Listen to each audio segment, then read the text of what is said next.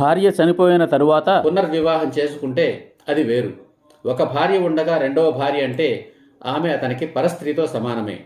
సీతారాముల ఇద్దరికీ ఒకరిపై ఒకరికి వ్యామోహం. అందుకే వారు ఆదర్శ దంపతులయ్యారు. రాముడు అయోధ్యను విడిచి వనవాసానికి వెళ్లవలసి వచ్చినప్పుడు రాముని తోడే తనకు అయోధ్య అన్నది సీత. అది సీతకు రాముడిపై ఉన్న వ్యామోహం.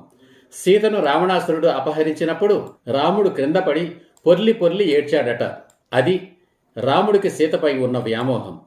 జయాపజయాలనేవి దైవాధీనాలని తెలిసి కూడా రావణాసురుడితో యుద్ధం చేసి అతన్ని సంహరించి సీతను తిరిగి పొందాడు. పోతే పోయిందిలే, మరొక భార్యను తెచ్చుకుందాం అనుకోలేదు. అది రాముడికి సీతపై ఉన్న వ్యామోహం. తన ప్రజలలో ఒక అనామకుడు సీత గురించి తప్పుగా మాట్లాడినప్పుడు తన సింహాసనాన్నే త్యజించడానికి సిద్ధపడ్డాడు. అది రాముడికి సీతపై ఉన్న వ్యామోహం. సోదరులు అంగీకరించకపోయేసరికి చేసేది లేక సీతను అడవికి పంపాడు. కానీ మరో స్త్రీని పెళ్లాడలేదు. జీవితాంతం సీత జ్ఞాపకాలతో బ్రతికాడు. రాముడి మనసు నిండా సీతే ఉంది. అది రాముడికి సీతపై ఉన్న వ్యామోహం. భర్త తనను వీడినా సీత మనసు నిండా రాముడే ఉన్నాడు. అది సీతకు రాముడిపై ఉన్న వ్యామోహం.